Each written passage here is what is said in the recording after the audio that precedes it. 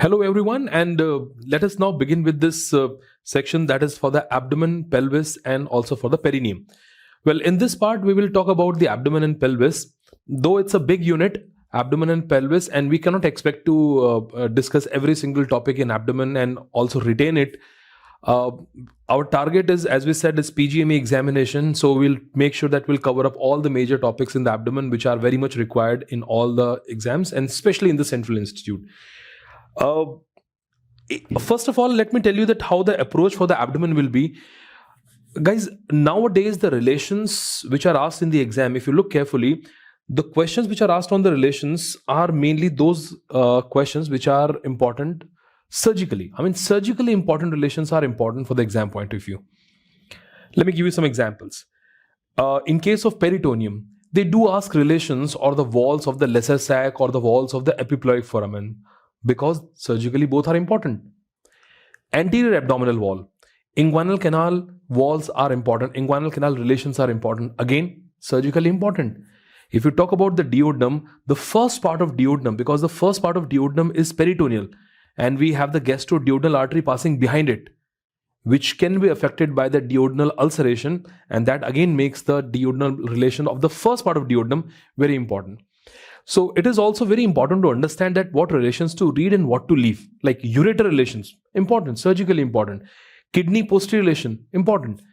So we have to, we need to know how to limit ourselves, how we need to cover the huge unit abdomen, so that most of the effective topics are covered, and also it is not a overload for us. Be it thorax or abdomen. Well, I always believe that walls are very, very important, because when you have to do any surgical approach, you have to go through the wall only, whether it is anterior abdominal wall, posterior abdominal wall, and same with the thoracic wall. So the important landmarks we need to know. We need to know about the muscles in the wall. We need to know about the rectus sheath. We need to know about the thoracolumbar fascia. So that part become very important, because all the surgical approach has to be through the walls itself. So guys, let us start the abdomen with some important landmark first, and then we'll slowly and gradually move toward other topics. So let's presume if this is the vertebrae T9, T10, T11 and T12. This is T9, T10, T11, T12. And let me put these lumbar vertebrae also. That is L1, L2, L3, L4 and L5.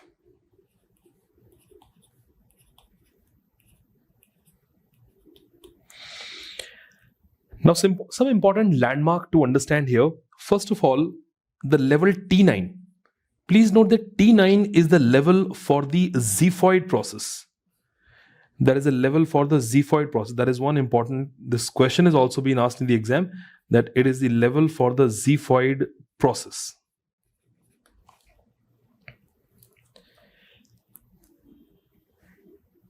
If I draw an imaginary line from the lower border of L2, from the lower border of the second lumbar vertebrae, that is also an important landmark, because this is the lower limit for the costal cartilages. That means it is a subcostal plane. This plane here is a subcostal plane.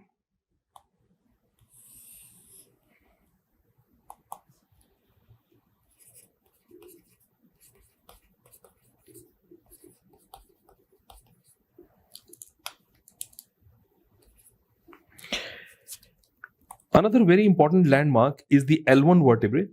If I draw an imaginary line from the lower border of L1, so this lower border of L1, it represents a very, very important plane from where usually the questions are asked. That is called as a transpyloric plane.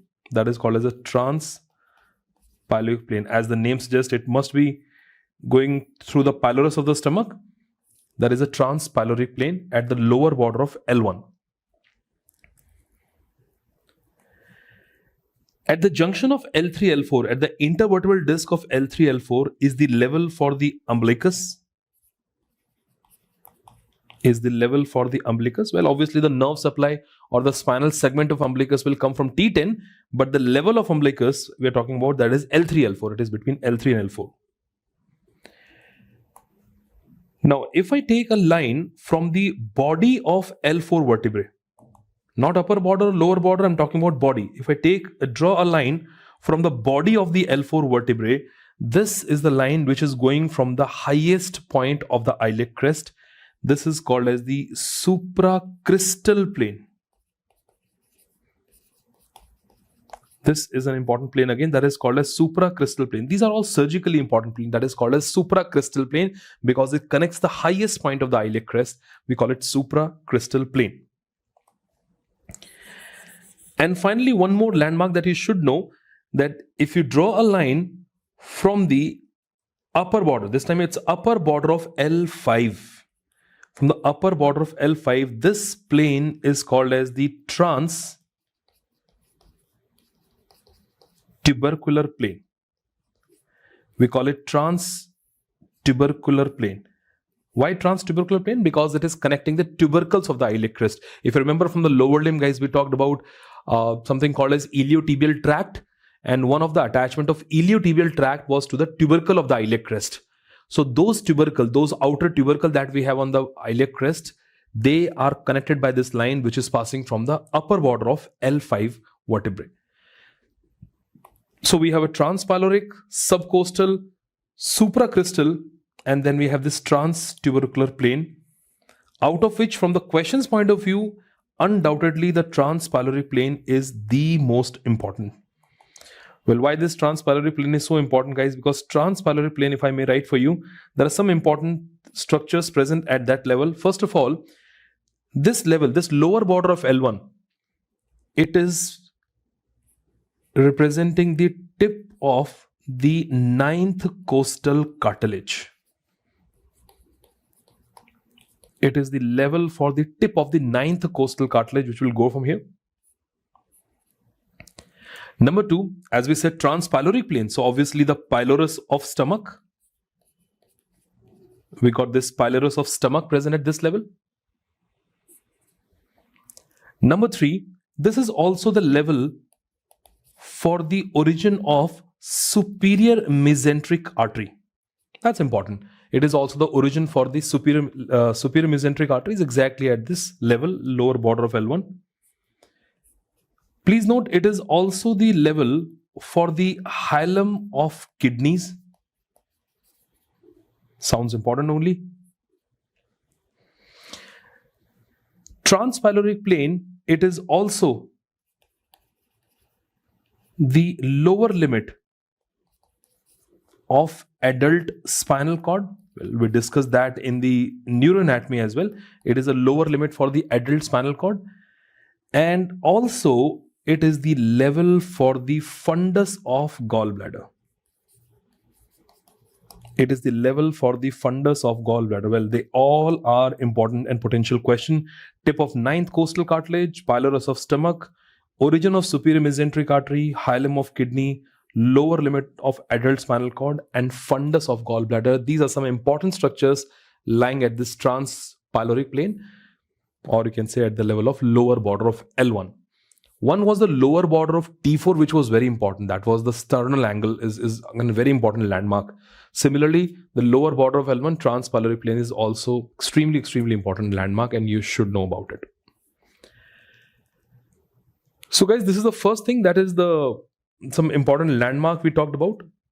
Right? These are the important landmark, the tip of the this xiphoid process. They asked this question once, that xiphoid process, the tip of the xiphoid process is present where? Xiphoid process is at T9. If I go more precisely, the tip of the xiphoid process is exactly at the intervertebral disc of T9 and T10. Xiphoid process, as I said, it is present at T9, but the tip of the xiphoid process will be pointing at the intervertebral disc of T9 and T10. So that is the first thing, some important plane, and especially the transpyloric plane. Well, moving on, in the anterior abdominal wall, if you remember something from the head and neck only, guys, when we talk about the deep cervical fascia, I told you at that place that there are two regions in the body where we do not have deep fascia. One was the face except parotid region. And the second region is this, that is anterior abdominal wall. Now, anterior abdominal wall is having a skin, it is having a superficial fascia, and we have a 2 layers of superficial fascia in the anterior abdominal wall. I'm sure you all know that, called as a Camper's fascia and the Scarpa's fascia. So we have a Camper's and the Scarpa's fascia, followed by the muscles of the anterior abdominal wall. And what are the muscles in the anterior abdominal wall? If you talk about the muscles on the side, we have external oblique, we got internal oblique, and we got transverse abdominis. So 3 main muscle on the side: external oblique, internal oblique, transverse abdominis. But the one important muscle that I want to discuss with you, on which some questions directly and indirectly are asked, is the rectus abdominis muscle. The rectus abdominis muscle, which is the main flexor of the trunk, that is rectus abdominis muscle. And let me use this picture here to tell you about the rectus abdominis. Look at that. Now, what you can see here, although there are 2 muscles you can see in this image, guys, this is a very small triangular muscle present in the lower part called as pyramidalis muscle. That's a small triangular muscle called as pyramidal. Look at the shape also. It is like triangular muscle. We call it pyramidalis muscle. This, of course, is the rectus abdominis. So I would recommend you to remember the attachment of the rectus abdominis muscle especially. Now, origin is, see, we said this muscle is for the flexion of the trunk. So obviously the muscle is originating below and inserting above. So origin of the muscle, if you see the rectus abdominis muscle, it originates from the pubic tubercle and also the pubic crest. You can just note it down that the origin of the rectus abdominis is from the pubic tubercle and the pubic crest. And then you see this muscle ascending upward and reaching till these costal cartilage. The insertion of the rectus abdominis muscle is to the 5th, 6th and 7th costal cartilages. The insertion of the muscle is to the 5th, 6th and 7th costal cartilages. It is running in the midline to the 5th, 6th and 7th costal cartilages. The one important and the unique thing about the rectus abdominis muscle is that instead of having a continuous band which will reach all the way to costal cartilages, we have these intermediate tendons. All these intermittent tendons are present between, or you can say the tendinous intersections are present in between. These are the tendinous intersections which are present in between. Usually 3 in number. You can see these are 3 tendinous intersection. Well, we can have a 4th one also, which may or may not be complete. That is the 4th tendinous intersection may or may not be seen completely. It is partly formed or it may be absent completely as well. So these tendinous intersection, what is the advantage of having a tendinous intersection? Guys, imagine the muscle is originating from the pubic tubercle and the crest, and it is going all the way to the 5th, 6th and 7th costal cartilage. So if there is no tendinous intersection in this muscle, every time I'll bend forward, my rectus abdominis muscle will come out. It will just come out like this, like a string of a bow, called as a bow stringing action. So the function of this tendinous intersection is to prevent the bow stringing of rectus abdominis. It will not allow the rectus abdominis muscle to bowstring, to come out as a string of a bow. When you bend the bow, you can see the string is bulges out. So that should not happen with the rectus abdominis muscle, and that's why we have so many tendinous intersection, which provides a strength to the muscle and which also keeps it in check from going far beyond the anterior abdominal wall. So this is one important muscle I need to tell you before we go to the further part here, the rectus abdominis, origin below, insertion above to the costal cartilages. It is covered in the sheath also, which is called as a rectus sheath. We'll discuss that rectus sheath in a while. And that rectus sheath is actually contributed by the muscle which are coming from the side, like external oblique, internal oblique, transverse abdominis. These muscles will come in the front, and then these muscles will cover up and they form this sheath that is called as the rectus sheath. Those, not exactly the muscle, actually the aponeurosis of those muscles will come in front, and that forms the sheath. Okay, but before we go to the rectus sheath or anything like that, first of all, guys, we need to understand something that external oblique muscle, but this is one important muscle and this is important from the exam point of view. External oblique muscle aponeurosis, when it goes down, that same external oblique aponeurosis between anterior superior iliac spine and pubic tubercle, it like upfolds like this. If this is external oblique aponeurosis, it comes down, and between the pubic tubercle and anterior superior iliac spine, it upfolds like this and forms a ligament, forms a thickening called as the inguinal ligament. So this is very important to understand what is inguinal ligament, what are the extensions of the inguinal ligament as well.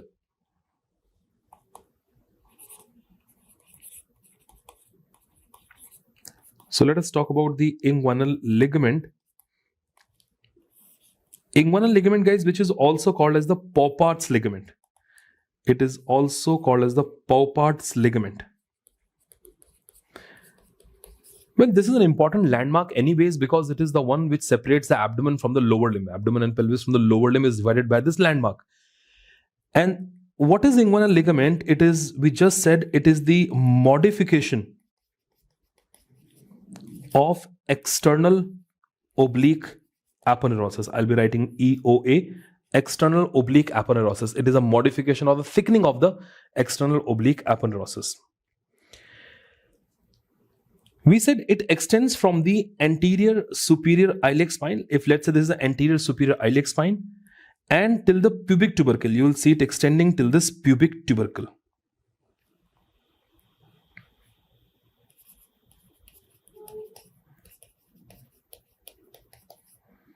That's an extension of this inguinal ligament, if I may write on the side here. That is the inguinal ligament extending from the anterior superior iliac spine to the pubic tubercle. The purpose here, the reason we are discussing the inguinal ligament here, because external oblique aponeurosis forms inguinal ligament, but then we have some extensions of the inguinal ligament itself, and which are very much needed to understand the walls of the inguinal canal. So guys, there is one extension of the inguinal ligament that you will see running along with the superior ramus of the pubis or with the pectineal line. I mean, if let's say this is the one which runs with the pectineal line, and this is called as the pectineal ligament only.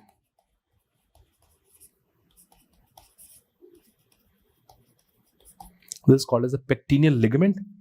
It is running with the pecten pubis, so we call it pectineal ligament. It is extension of inguinal ligament. Please understand, we are not talking about the inguinal ligament is extension of external oblique aponeurosis, and now we are looking at the extension of the inguinal ligament. One of them is pectineal ligament, sorry. Then another one we have is this triangular ligament, which is stretching between this main inguinal ligament and this pectineal ligament. This triangular, a very, very important ligament is called as the lacunar ligament. That is the lacunar ligament. I hope you remember we talked about this lacunar ligament where? We talked about this lacunar ligament in the femoral canal also. When you saw the femoral ring, which was the beginning of the femoral canal, medial relation of that femoral ring was this lacunar ligament, on which sometime abnormal obturator artery may be seen as well. So that is a lacunar ligament, also called as a Gimbernet's ligament. That is also called as a Gimbernet's ligament. All these eponyms, sometimes you never know, they might ask you a question with these names. Gimbernet's ligament, like pectineal ligament is called as Cooper's ligament.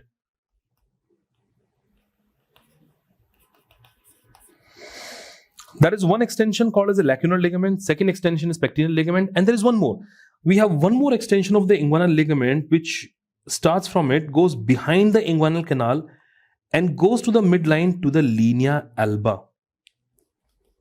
If this here is the linea alba, the midline of the anterior abdominal wall, the linea alba, the white line that you see between the rectus abdominis muscle, that linea alba, to this third extension is attached, and that is called as the reflected part of inguinal ligament. This is called as a reflected part of inguinal ligament. So guys, please note, these are the three extensions of the inguinal ligament: lacunar, pectineal, and reflected part of inguinal ligament. So I can say in a way they are all extension of what only? External oblique aponeurosis. External oblique aponeurosis is forming the inguinal ligament, and inguinal ligament is modifying to give rise to all these three. So remember, pectineal, lacunar and reflected part, because we'll be requiring this a lot in the next topic that we're going to discuss, which is inguinal canal itself. So guys, knowing the extensions of the inguinal ligament, now we are in position to talk about the formation or the walls of the inguinal canal. So let me take you away from this topic and let's talk about the formation of the inguinal canal.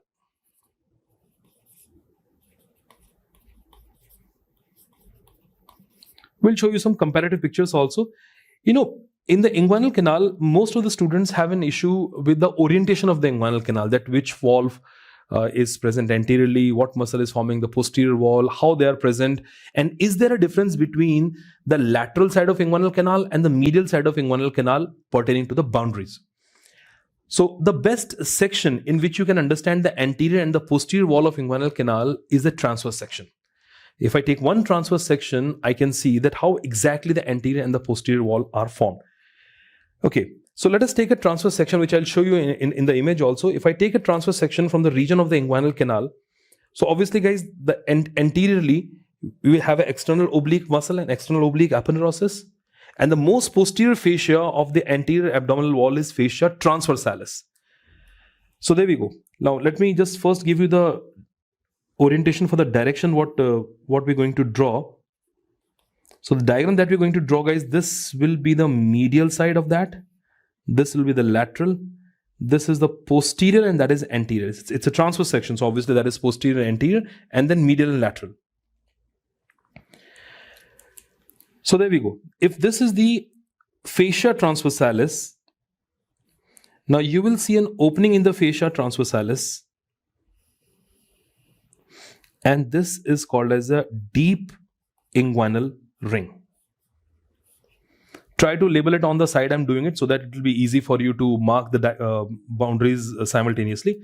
So this is the fascia transversalis.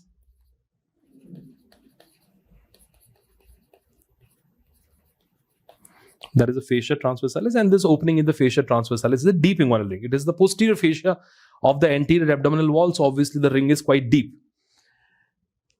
And then we have this external oblique aponeurosis, which is having this superficial inguinal ring.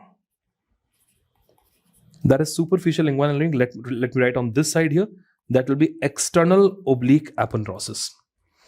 So deep inguinal ring is the opening in the fascia transversalis, superficial inguinal ring in the external oblique aponeurosis. Now what you will see that this canal extending between the deep and the superficial inguinal ring is what you call as the inguinal canal. That is the inguinal canal which stretches between the deep and the superficial inguinal ring. If I draw a line from the margin of the deep inguinal ring and also from the margin of superficial inguinal ring, that will give me a detailed idea about the boundaries. Now look at this. Now I've limited the inguinal canal. Now I can see precisely what structures are forming the anterior wall and the posterior wall. Now one thing is clear from this picture, that no matter if you take a section from the medial side or from the lateral side, the anterior wall of the inguinal canal has to be by what? External oblique aponeurosis. So that is definitely there. And the same goes with the posterior. If you look at the section from the posterior side, whether it is toward the lateral or medial side, obviously the posterior wall is by the fascia transversalis. That is definitely there. What else is there in the anterior wall and posterior wall, guys? In the anterior wall, please note, you will also see the internal oblique muscle contributing and not transverse abdominis. Don't extend this transverse abdominis beyond this line. This is internal oblique muscle, that is transverse abdominis. And let me keep this transverse abdominis out. And these are the two structures which are forming the anterior wall of the inguinal canal. External oblique aponeurosis in the entire extent, and internal oblique muscle, external oblique aponeurosis and internal oblique muscle are forming the anterior wall. Internal oblique muscle is more toward the lateral side. That is the anterior wall. Posterior wall, undoubtedly, it is by fascia transversalis. Well, internal oblique and transverse abdominis muscle, these muscle actually will arch above the inguinal canal and will go posteriorly also. Like this, look at me. If this is external oblique one, leave it. Internal oblique and transverse abdominis. If you're imagining it on me, internal oblique and transverse abdominis muscle will come like this, out of which internal oblique will form the anterior wall but not transverse abdominis. And then both these muscles, they will arch above the inguinal canal and go behind the inguinal canal and forms a common tendon which is called as a conjoint tendon, which I'll show you in the image, and that will give you a better orientation. So this tendon is also present posteriorly and forming the wall, that is conjoint tendon, and also by the reflected part of inguinal ligament, which we just wrote it here. Remember that? The reflected part of inguinal ligament. So fascia transversalis is there. In the posterior wall, we have this conjoint tendon. The conjoint tendon will be there. And we will also have the reflected part of inguinal ligament. Reflected part of inguinal ligament. All these three structures are forming the posterior wall of inguinal canal. Fascia transversalis in the entire extent, conjoint tendon, and the reflected part of the inguinal ligament. So this is anterior wall and the posterior wall of the inguinal canal, and as I said, it is best understood in the transverse section if you want to look at the anterior wall and the posterior wall here. Anterior wall by external oblique aponeurosis and internal oblique, posterior wall by fascia transversalis, conjoint tendon, and the reflected part of inguinal ligament. Before I go to the roof, or if I look at the floor, I need to understand that how will I see that section in which I can appreciate these roof and the floor better, guys. I need to take a section that is a sagittal section. If I take a parasagittal section, I should say, which will go from the inguinal canal. So if imagine it for me, if let's say if this is my inguinal canal here, this is my right side inguinal canal. So if I take a sagittal section like this, and then I see it from the side here. If I take a sagittal section and see it from the side here, then I can see what is present above it and what is present in the floor here. So the section which will help me understand the roof and the floor will be the sagittal or the parasagittal section through the inguinal canal. Okay, now let's say, guys, this is the inguinal canal here. I need your help in this. If this is the inguinal canal, now please help me out. What is the anterior wall of the inguinal canal? Well, let me again tell you in the beginning only, the orientation for this diagram will be, this is going to be the superior, inferior, posterior, and anterior. It's a sagittal section. Superior, inferior, posterior, anterior. Anterior wall of the inguinal canal, you already know, it is by what? It is by the external oblique aponeurosis. It is by the external oblique aponeurosis. You already know that, right? And wait, let me remind you. We also said, guys, external oblique aponeurosis, when it goes down, it turns upward and backward, and that forms what ligament? That is inguinal ligament. So this modification of the external oblique aponeurosis is seen in the floor. That is inguinal ligament, which is attached to the pubic tubercle. Let's say there's a pubic bone here. So in the floor, I can see that is the inguinal ligament going into the floor. External oblique aponeurosis forms the inguinal ligament that is in the floor. And let me continue here only. Inguinal ligament was not the only thing in the floor. There was one triangular modification as well of the inguinal ligament, and that was what? That was the lacunar ligament as well. Even the lacunar ligament. So this time it's the inguinal ligament, and one of the modification of inguinal ligament, that is lacunar ligament, are forming the floor, or you can say the inferior wall of the inguinal canal. What is left? Roof is left. Okay, let me again remind you something we discussed. We said anterior wall is also by what? Anterior wall is also by the internal oblique muscle. There we go. This is anterior wall by internal oblique muscle. But it is not by transverse abdominis. So I'm not stretching it in front. This is internal oblique muscle. This is transverse abdominis. This internal oblique and transverse abdominis, what you'll see, they will arch above the inguinal canal. That's what we said. And will go posteriorly. And they both join with each other. And you remember that what tendon was that? That was the conjoint tendon. That is the conjoint tendon. We already know conjoint tendon is in the posterior wall, so we don't have to write it again. Roof is by what? Well, roof is by these two. That is by the arched fibers. It's the arched fibers of internal oblique and transverse abdominis. Arched fibers of internal oblique and transverse abdominis. These are the structures which are forming the roof of the inguinal canal. That is about the detailed boundaries of the inguinal canal. If I may repeat quickly for you, we said anterior wall is by external oblique aponeurosis and the internal oblique, which we can see in this picture. Floor is by the inguinal ligament, one of the modification of inguinal ligament, that is lacunar. Posterior wall is by conjoint tendon, and what else you will see? There will be reflected part of inguinal ligament, and even fascia transversalis is also contributing to posterior wall. And roof, clearly it is by the arched fibers of the internal oblique and transverse abdominis, which are actually going posterior to form that conjoint tendon itself. So guys, this is about the walls of the inguinal canal. Okay, let me just first quickly tell you the content of the inguinal canal, and then I'll show you one image here. Well, when it comes to the contents of the inguinal canal,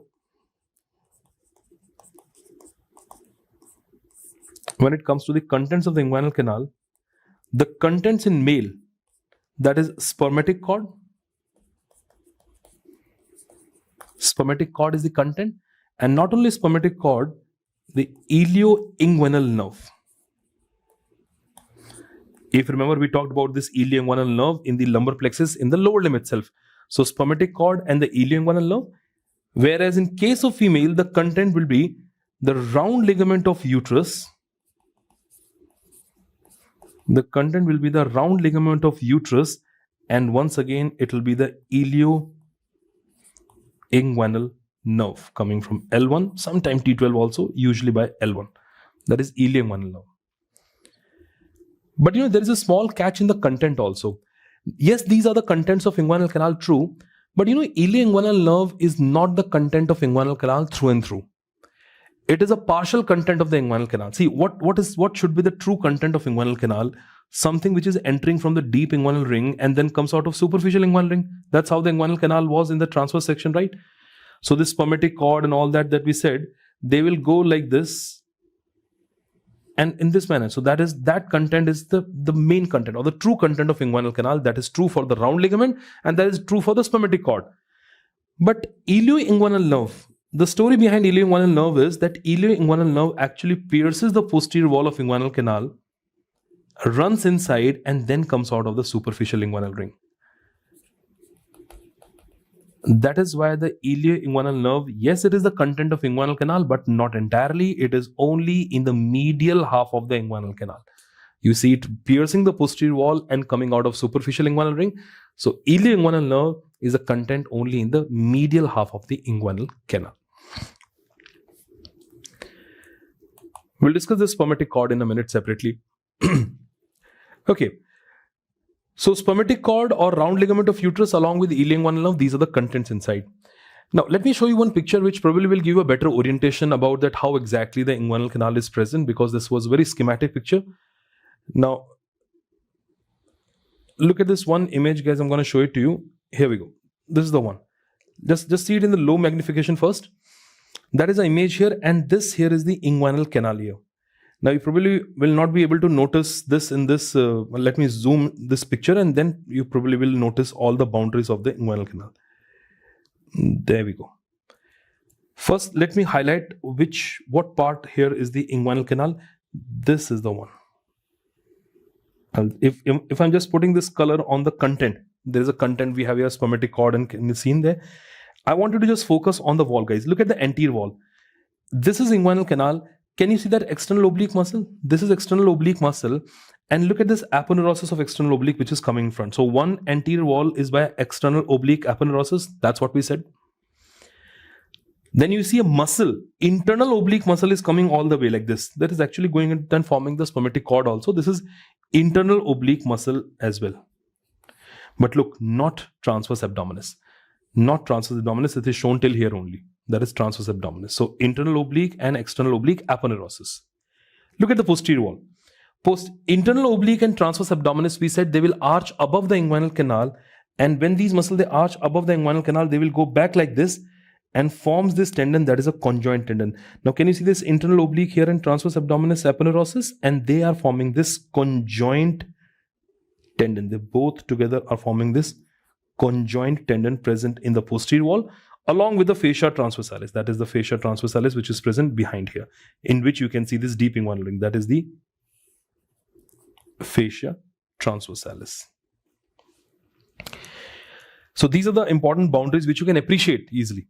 That is, the superficial inguinal ring will be here. That is, you can see already in the external oblique aponeurosis. That is a site for the deep inguinal ring which is in the fascia transversalis. This whole thing is the inguinal canal, this here, and you already saw the boundaries, how they are formed: anterior wall, posterior wall, roof, and the floor obviously will have an inguinal ligament along with the lacunar ligament, which is one of the extension of this inguinal ligament only. Now, if the intestine herniates through this deep inguinal ring, then obviously that hernia will be called as an indirect inguinal hernia. The direct inguinal hernia will be the one when the intestinal content will push the posterior wall, will push this fascia transversalis all along with it, and then it enters into the inguinal canal. Let me just show you this picture. I'm sure you will discuss that, or maybe I've discussed that in the surgery part in detail. But when talk about the direct or the indirect inguinal hernia, well, these pictures will help you understand here. Look at this indirect one, guys. You can see the intestinal content. It is entering through this deep inguinal ring and then going out of the superficial inguinal ring within the spermatic cord. That is the what? Indirect. That is indirect inguinal hernia you're looking at. Indirect inguinal hernia, when the inguinal canal is more straight, the obliquity is not achieved during in the newborn or in the children. That is the one where you see the indirect inguinal hernia. In adults, because of the weakness of the abdominal wall, you see the direct inguinal hernia, where you can see this intestinal content, instead of coming out of this deep inguinal ring, it pushes the posterior wall. Look at this. It is pushing this fascia transversalis and other walls, and then this loop of the intestine will be seen running within the inguinal canal along with the fascia transversalis. Here it was entering through what? It was entering through the deep inguinal ring. So obviously deep inguinal ring is the opening in the fascia transversalis. So you will not see the fascia transversalis covering this intestinal loop. But in this case, it is pushing the posterior wall. So fascia transversalis is actually pushed along with the intestine and comes into the inguinal canal. That is the type of a direct. It comes directly. Direct inguinal hernia, which is usually because of the abdominal wall weakness. So guys, this is about the inguinal canal, the walls of the inguinal canal, how they're formed, what are the different part of the, what are the difference in the lateral and the medial side of the inguinal canal wall, their content, and the direct and the indirect inguinal hernia.